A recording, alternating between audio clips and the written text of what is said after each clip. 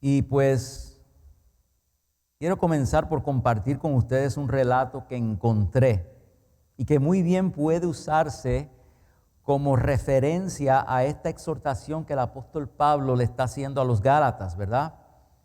Y que hoy día pues nos aplica a todos quienes hemos llegado a los pies del Señor. Y dice de la siguiente manera, es una historia, ¿verdad? Dice que un indio muy sabio se encontraba enseñando a su pequeño nieto una de las lecciones más importantes de la vida. Y le contó al pequeño niño la siguiente parábola. Existe una pelea dentro de cada uno de nosotros. Es una terrible pelea entre dos lobos.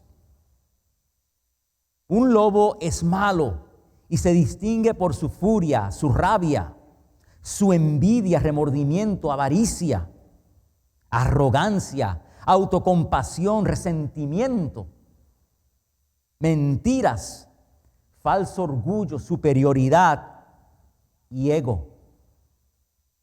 Mientras que el otro lobo es bueno y se distingue por su alegría, su paz, su amor, su esperanza, serenidad, humildad, bondad, empatía, verdad, compasión y fe. El nieto se toma un tiempo en pensar lo que su abuelo acaba de decirle. Entonces le pregunta al abuelo, abuelo, ¿y cuál de los dos lobos gana esta pelea? Y el abuelo simplemente le responde diciendo, el lobo que alimentes será quien ganará. Así que esta historia, ¿verdad? Pues me recuerda un poco a los dibujos animados de mi niñez, ¿verdad? Los muñequitos que yo veía en la televisión. No sé si hoy día pues tenemos esos dibujos animados. Quizás tenemos las recorridas, ¿verdad? Los reruns que le llaman en estos canales como el Cartoon Channel, o Nickelodeon, pero como yo no veo ya muñequitos, pues no sé. Ajá. Pero me recuerda, ¿verdad? En mi edad de niñez, cuando salían estos muñequitos donde tú tenías el personaje que tenía que decidir entre qué hacer, si hacer lo bueno o hacer lo incorrecto. Y de momento, de repente, se le aparece en el hombro un angelito que trata de convencerlo, ¿verdad?, de que haga el bien. Pero entonces de repente le sale por el otro hombro, le sale un diablito. Y el diablito entonces le está susurrando al oído, diciéndole que haga todo lo contrario, ¿verdad? Y entonces pues este personaje, ¿verdad?, la caricatura, entonces finalmente decide por hacer lo bueno. Y de momento el diablito hace puff y se va, se desaparece, ¿verdad? Porque el bien triunfó sobre el mal. Amén. Y obviamente pues en aquel entonces, ¿verdad?, cuando teníamos estas caricaturas, ¿verdad?, pues nosotros, ¿verdad?, las caricaturas tenían la intención de primeramente entretener a los niños, pero dentro de ese entretenimiento también enseñarles entre el bien y el mal. O sea, enseñarles a decidir entre el bien y el mal. Hoy día no sé si tendremos dibujos animados de esa manera, ¿verdad? Hoy día nos podría sorprender los dibujos animados que vemos, y por eso es que tenemos que cuidar a nuestros niños de lo que ven en la televisión, porque quizás hoy día pues no necesariamente con todas estas filosofías nuevas que quieren insertar dentro de nuestros niños, ¿verdad? Podrían estar mostrando en las caricaturas otras filosofías que no necesariamente llevan al niño a pensar si deben de decidir entre lo que es bueno y lo que es malo, porque hoy día el mundo está al revés, ¿verdad? Lo que antes era bueno ahora se dice que es malo, y lo que antes era malo ahora se dice que es bueno. ¿Qué podemos esperar, verdad? Y así mismo también tenemos que cuidar a nuestros niños de lo que ven en la computadora, en la internet, ¿verdad? Porque a todas luces la televisión está un poco regulada, ¿verdad?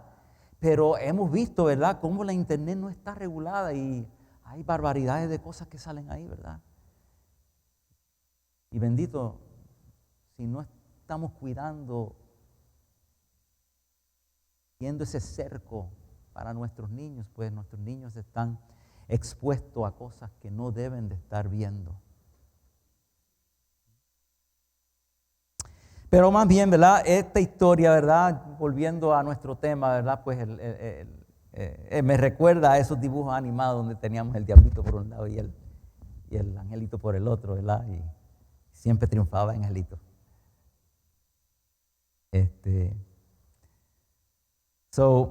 Al escuchar esta reflexión del abuelo con el nieto, ¿verdad?, se vislumbra lo que Pablo habla, ¿verdad?, en su carta a los Gálatas. Lo que más alimentes será más fuerte. Tenemos que meditar sobre eso. La decisión de cada creyente es la que forjará a ese lobo que puede estar o que está dentro de nosotros, como lo llama el abuelo de la historia que acabamos de ver.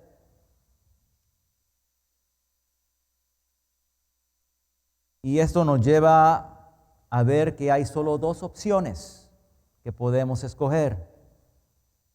Número uno, vivimos en la carne, que viene a obedecer y a satisfacer los deseos del viejo hombre, que está ceñido a las cosas del mundo carnal. O número dos, vivir en el Espíritu, que se niega a darle placer a la carne, esforzándose entonces en agradar a Dios, caminando en el nuevo hombre nacido en Cristo Jesús y obedeciendo su palabra. Amén. Esa lucha diaria del creyente viene a revelar lo que sufrió el apóstol Pablo cuando él decía en Romanos 7, verso 15, porque lo que hago no lo entiendo, pues no hago lo que quiero, sino lo que aborrezco, eso hago. Y con esto el apóstol pues claramente admitía esa humanidad e imperfección con la cual todos nosotros luchamos. Jesús, en una de sus enseñanzas delante de un maestro de la época, llamado Nicodemo, habló sobre cómo las personas debían nacer de nuevo en el Espíritu y cómo se evidencia que la naturaleza vieja es carnal y debía ser desechada, y que por tanto, con esa naturaleza, si seguía cargando esa naturaleza, no podría entrar al reino de los cielos. Y así decía Jesús en Juan capítulo 3, versos del 3 al 6. De cierto te digo, que el que no naciere de nuevo no puede ver el reino de Dios. Nicodemo le dijo, ¿cómo puede un hombre nacer siendo viejo? ¿Puede acaso entrar por segunda vez en el vientre de su madre y nacer? Respondió Jesús, de cierto te digo, que el que no naciere de agua y del Espíritu no puede entrar en el reino de Dios. Lo que es nacido de la carne, carne es. Y lo que es nacido del Espíritu, espíritu es. Así que obviamente el ser humano es de la carne, pues de ella es que viene o venimos. Pero cuando se conoce a Dios y se tiene un encuentro con Él,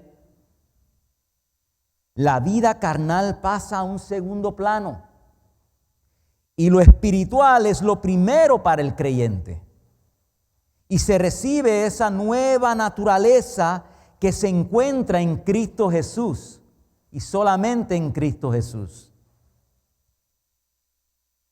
Y asimismo lo expresa el apóstol Pablo a los Efesios, donde dice en Efesios 4, versos del 22 al 24, en cuanto a la pasada manera de vivir, despojaos del viejo hombre que está viciado conforme a los deseos engañosos y renovaos en el espíritu de vuestra mente. Y vestíos del nuevo hombre, creado según Dios en la justicia y santidad de la verdad. Esa primera naturaleza llamada carnal es la que el creyente vivió antes de conocer a Cristo. Pero es una naturaleza que se sigue manifestando a pesar del conocimiento que pueda tener el creyente de Dios. Pues cada día debe enfrentarla y dominarla.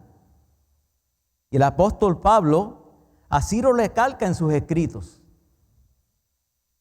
Vemos cómo dice en Romanos 7, 22 al 25, porque según el hombre interior me deleito en la ley de Dios, pero veo otra ley en mis miembros, que se rebela contra la ley de mi mente y que me lleva cautivo a la ley del pecado que está en mis miembros. Oh, miserable de mí. ¿Quién me librará de este cuerpo de muerte? Gracias doy a Dios por Jesucristo, Señor nuestro. Así que yo mismo con la mente sirvo a la ley de Dios, mas con la carne a la ley del pecado. Así que Pablo entendía, ¿verdad?, que en su humanidad no podría dominar esa vieja naturaleza y que solo lo lograría al estar entregado en cuerpo y en alma al poder del Espíritu Santo, quien entonces haría activar los frutos de esa nueva naturaleza adquirida al seguir a Jesús. Por lo que él entonces aconseja al creyente en Romanos 12, versos del 1 al 2, así que hermanos, os ruego por las misericordias de Dios que presentéis vuestros cuerpos en sacrificio vivo, santo, agradable a Dios, que es vuestro culto racional. No os conforméis a este siglo, sino transformaos por medio de la renovación de vuestro entendimiento, para que comprobéis cuál sea la buena voluntad de Dios, agradable y perfecta. Y esto es palabra de Dios. Aleluya. Gloria sea su nombre. La renovación del entendimiento es el lugar de mayor lucha para el creyente. Es allí donde vive el proceso en hacer lo correcto o lo incorrecto. Y no se basa en la cantidad de la Biblia que leamos o si asistimos a la iglesia.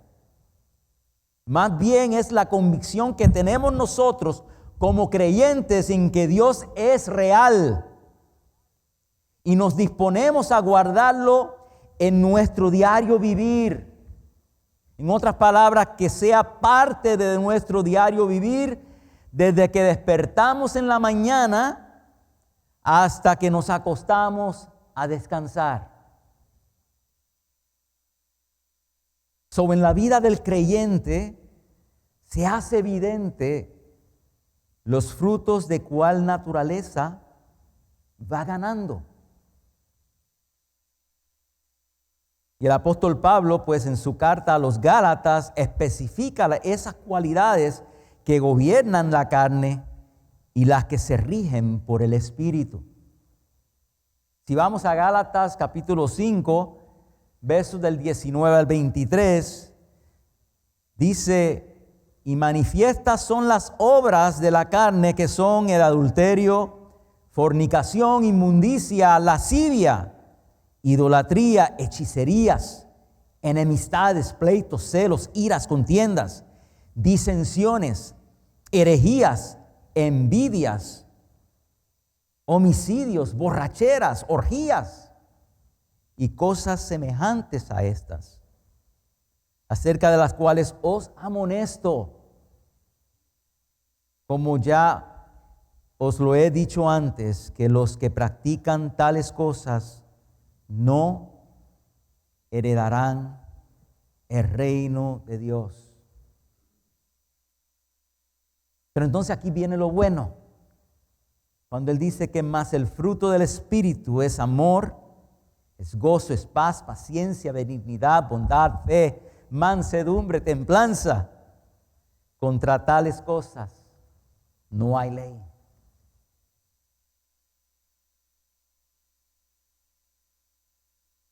Así que el apóstol pues hace un desglose, ¿verdad?, de estas características que vienen a mostrar debilidad humana, a mostrar nuestra debilidad humana y nuestra impotencia para dominar sus impulsos, y que nos hacen sucumbir ante ese lobo que viene a destruir el alma y alejarnos del reino de Dios y del reino de los cielos. Y solo para hablar de unos cuantos, ¿verdad? Porque no tenemos el tiempo para poder desglosar cada uno de ellos, ¿verdad? Son muchísimos. Pero para hablar sobre unos cuantos nada más, podríamos tomar como ejemplo el adulterio, que no es otra cosa que una forma de inmoralidad o perversión sexual, que puede alcanzar la vida de un creyente que está casado. Así es. Volviéndose infiel a su esposa o a su esposo, produciendo no solo la impureza física que eso representa, sino que también viene a dañar esa relación matrimonial en la que se juraron fidelidad el uno con el otro, y que debía ser representativo de lo que es Cristo con su iglesia. Pero Jesús fue más allá. Él fue más allá al advertirnos claramente que nos cuidemos de adulterar con nuestro corazón y pensamiento, cuando dijo en Mateo 5, verso 28, pero yo os digo que cualquiera que mira a una mujer para codiciarla, ya adulteró con ella en su corazón. Y de igual manera se distinguen otros pecados de naturaleza sexual, como es la fornicación, la inmundicia y la lascivia. Todas ellas están asociadas con algunos pequeñas definiciones, pero todas están atadas a la perversión sexual. Todas ellas están diseñadas para dañar nuestro interior y alejarnos del propósito que Dios tiene para con cada uno de nosotros. Y mirando la idolatría, porque esa es otra, vemos que se refiere a todo tipo de adoración a ídolos o falsos dioses que vienen a interferir con la adoración a nuestro único y verdadero Dios. No solo las imágenes de madera, cera, bronce u otras que están hechas, ¿verdad?, por oro, que son hechas por el hombre y que en algunas iglesias universales se adoran.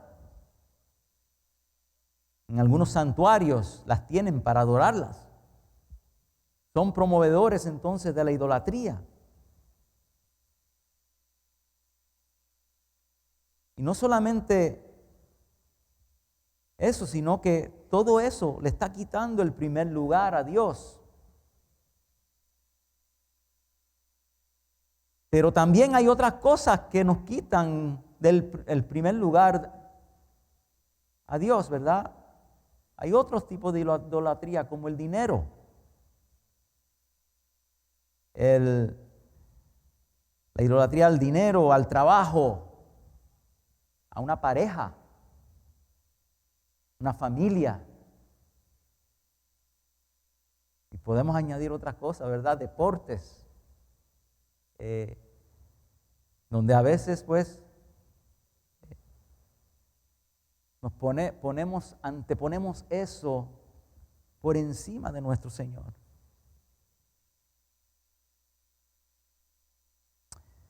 Y pues, asimismo, nos exhorta Pablo en 1 Corintios, capítulo 10, verso 14, donde él dice: por tanto, amados míos, huid de la idolatría. Y de ahí pues podemos pasar también a la hechicería. Esta envuelve toda práctica que invoque muertos, espíritus malignos, donde se hacen conjuros, pociones que se mueven en un poder engañoso, dañando las vidas de las personas. La Biblia condena estas prácticas que son producidas por espíritus malignos, y esto así mismo lo vemos en Levíticos 19, del verso 31, donde nos dice: no os volváis a los encantadores ni a los adivinos, no los consultéis contaminándoos con ellos. Y en Deuteronomio se refuerza más aún en el capítulo 18, del 10 al 12: no sea hallado en ti quien haga pasar a su hijo o a su hija por el fuego, ni quien practique adivinación, ni agorero, ni sortílego, ni hechicero, ni encantador, ni adivino, ni mago, ni quien consulte a los muertos, porque es abominación para con Jehová cualquiera que hace estas cosas, y por estas abominaciones Jehová tu Dios echa estas naciones delante de ti.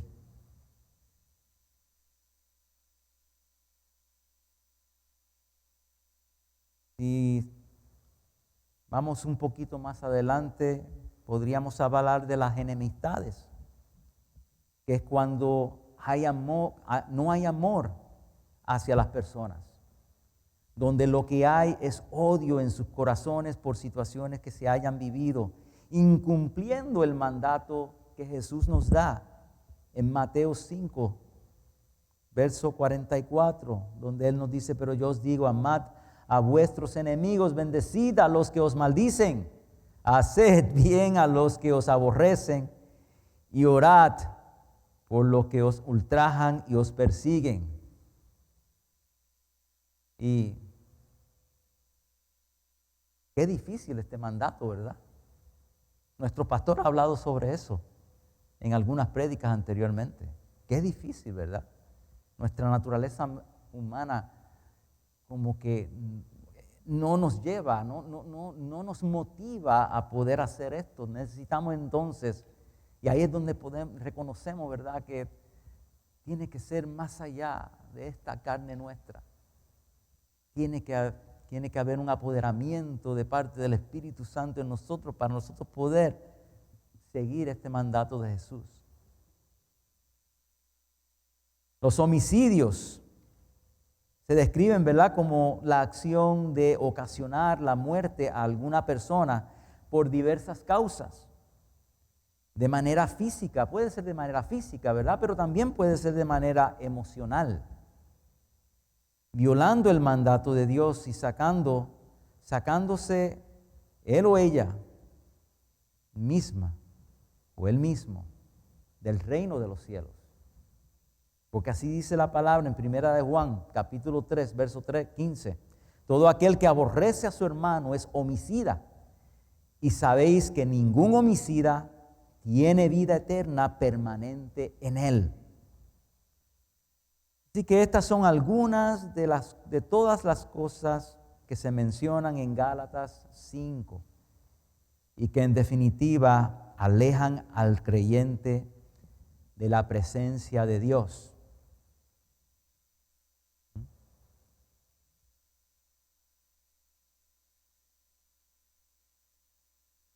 En esa lucha que el creyente tiene con la naturaleza que combate dentro de sí, hay frutos que solo los produce el Espíritu Santo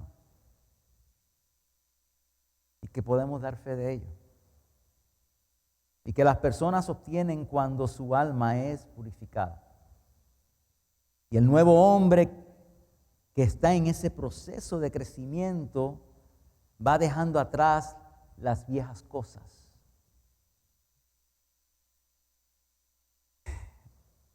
El amor es el de mayor peso. El amor viene a representar el afecto a algo o a alguien. Es la virtud que una persona tiene en ser benevolente con el que está a su alrededor. Es la mayor evidencia de que Dios pues está obrando en esa persona. De ello es que se desprende el resto de los frutos que se disponen en Gálatas 5. En Primera de Juan 4, verso 8, nos dice: el que no ama no ha conocido a Dios, porque Dios es amor. Y que este fruto es muy importante, ¿verdad? Es la raíz de las características de un creyente transformado por la mano de Dios en todo su esplendor. Aleluya, gloria a Dios. Qué bueno tú eres, mi Dios.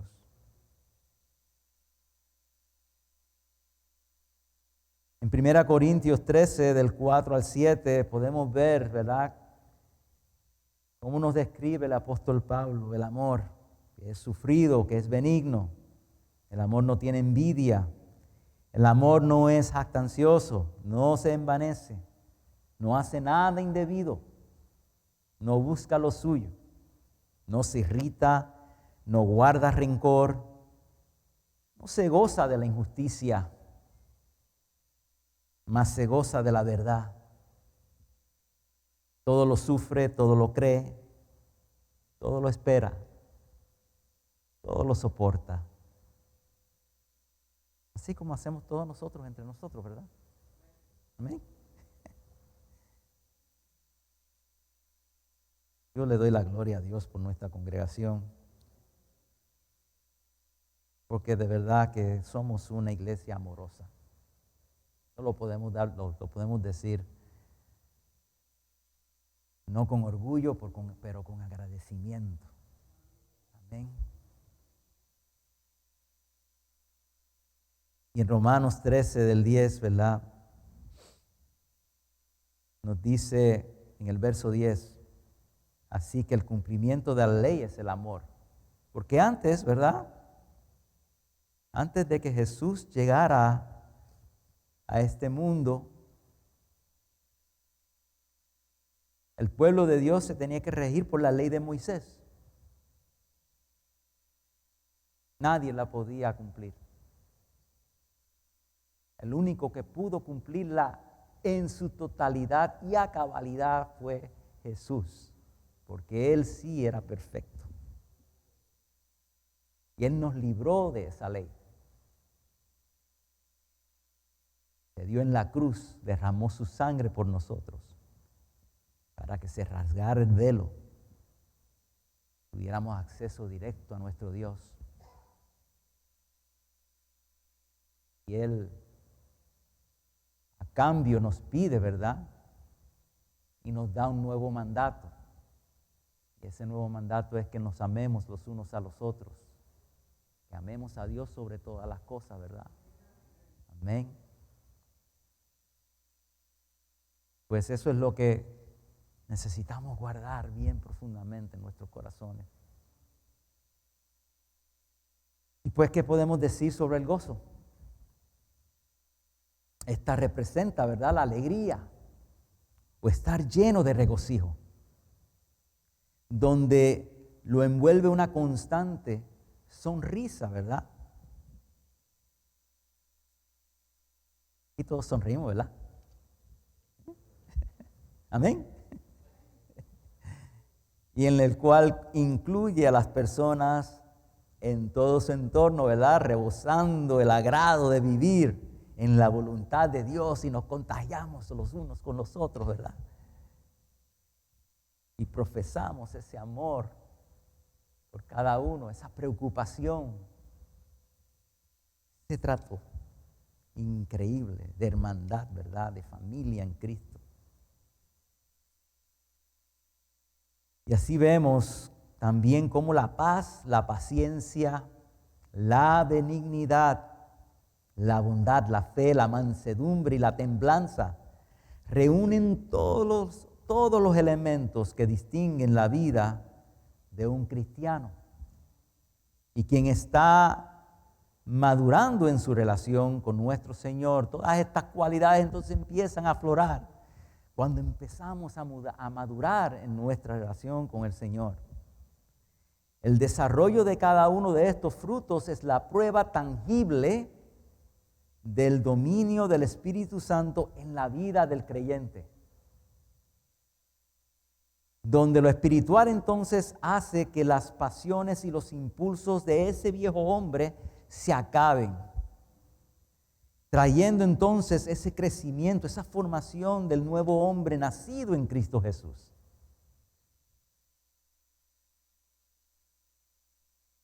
Así que con esto pues podemos entrar a nuestra conclusión, ¿verdad? Podemos concluir de que el creyente está consciente de la lucha que vive a diario y en cómo su forma de vivir hará que alguna de estas naturalezas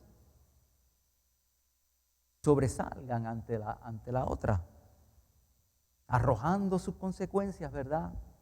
Porque sí, luchamos con eso, ¿verdad? Y todavía a veces se sale el viejo hombre de nosotros, la vieja mujer en nosotros. Yo recuerdo a veces cuando en el trabajo, si teníamos a alguien si teníamos algún compañero de trabajo que era muy, qué sé yo, molestoso, persistente, ¿verdad? Y uno decía, me saca la vieja criatura que tengo en mí, ¿verdad? Haciendo referencia a esa vieja criatura que había en nosotros.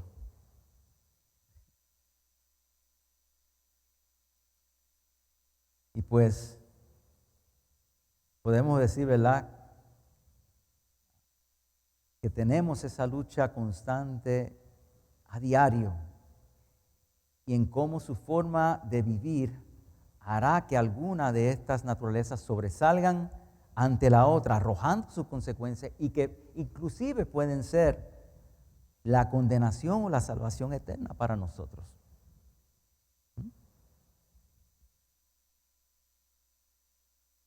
Ahora bien, aquí está nuestra esperanza en Cristo Jesús, porque Él no deja nada al descubierto, ¿verdad? Él no deja cabos sueltos. Todos están muy bien ataditos. Amén. Y Él dice así en Romanos 8, verso 1, ahora pues ninguna condenación hay para los que están en Cristo Jesús, los que no andan conforme a la carne, sino conforme al Espíritu. O sea que no podemos hacerles frente a las acechanzas del enemigo, ¿verdad? y los deseos de nuestra carne si no cultivamos entonces una vida que esté centrada y dirigida por el Espíritu Santo.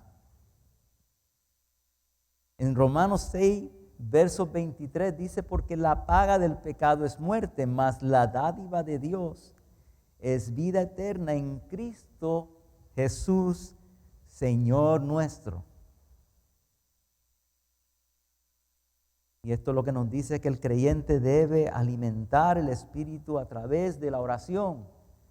Sí, la oración es muy importante. Es nuestra manera de poder hablar con nuestro Señor, de mantenernos en sintonía con Él. Hacer lectura de la Biblia, ¿verdad? Porque a través de las Escrituras, gracias al Señor, gracias a Dios que Él nos dejó las Escrituras impresas para que hasta el día de hoy, mira que han atravesado y se han preservado a través de generación en generación tantos años. Tenemos ese manual de instrucción que Dios nos dejó para que podamos vivir una vida mejor, una vida a tono a lo que Él tiene planificado para nosotros. Amén.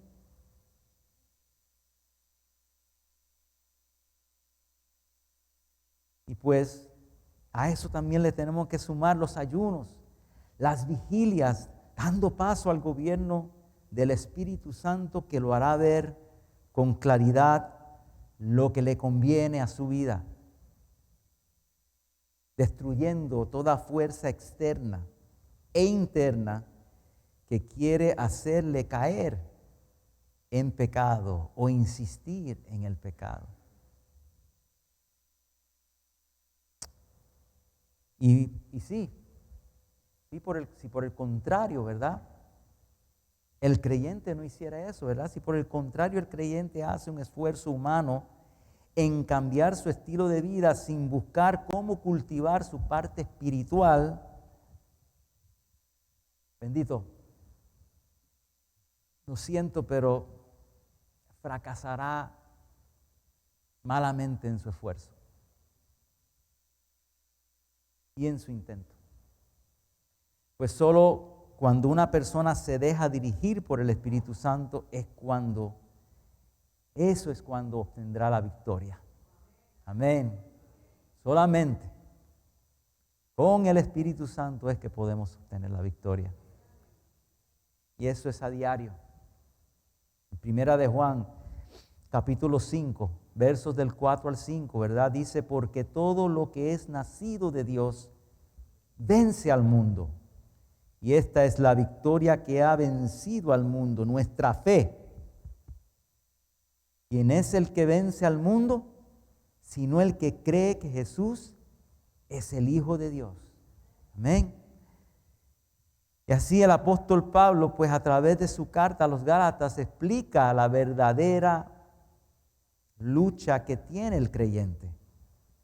Y cómo es que su disposición al cambio lo hará entregarse a Dios, evaluando cada día su desempeño y reconociendo sus pecados delante de Él.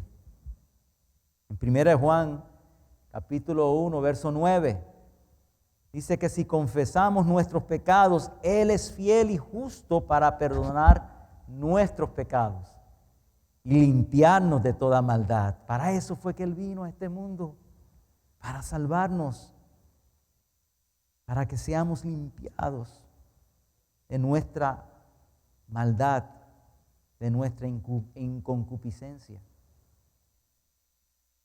Y volviendo entonces a la historia que vimos al principio, ¿verdad? Así como el abuelo que le dijo al nieto que el lobo que más alimentamos es el que vencería, de esa misma forma el ser humano en su vida terrenal estará regido bajo esa batalla constante y continua en la cual vence a quien se le dé mayor importancia. Esa es la que va a vencer, la que nosotros a la que le demos mayor importancia. Puede ser la carne o puede ser el espíritu. Y dependiendo de cada una, obtendremos nuestro galardón. Y si decide dejarse guiar por el Espíritu, entonces podrá decir, como lo manifestó Pablo en 2 Timoteo, capítulo 4, verso 7. He peleado la buena batalla, he terminado la carrera, he guardado la fe. Y en Gálatas capítulo 5, verso 24, que nos dice, pero los que son de Cristo han crucificado la carne con sus pasiones y deseos. Así que después que tú entregas tu vida al Señor, y me parece a mí que todos los que estamos aquí presentes hemos dado ese paso, ¿verdad? Tú tendrás que tomar una decisión diaria, cada mañana al despertar y prepararte para comenzar tu día. Esta decisión tienes que tomar, ¿verdad? Te tienes que preguntar a ti mismo cómo es de vivir este día. ¿Lo viviré conforme a la carne o conforme al Espíritu? La vida cristiana será una lucha constante, ¿verdad? Y solo hay dos maneras de vivirla. Vivirla en la carne o ser carnales, o vivirla en el Espíritu y ser vencedores. Amén. Jesús nos exhorta, ¿verdad? En Mateo 26, verso 41, velad y orad. Sí, porque tenemos que velar y tenemos que orar, para que no entréis en tentación. El espíritu a la verdad está dispuesto, pero la carne es débil. Así que el cristiano que decide vivir conforme a la carne, obedece y sacia los deseos de su carne. Y así entonces se convierte en un cristiano carnal. Y eso sería una vida triste, ¿verdad? Pero el cristiano que decide vivir negándose a los deseos de su carne día a día y se esfuerza por agradar a Dios y por cumplir con sus responsabilidades como hijo de Dios, sin importarle lo que siente o no siente. A estos la Biblia los llama cristianos vencedores. Y es al cual creo que todos aquí queremos seguir aspirando y nos comprometemos a ser fielmente. Porque sí, podemos darle la gloria al Señor por cómo Él trabaja en nuestras vidas.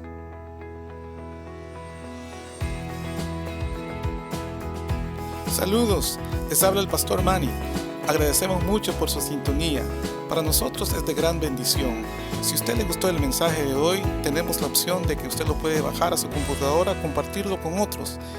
Visítenos a nuestra iglesia aquí en Boynton Beach. Dios lo bendiga mucho.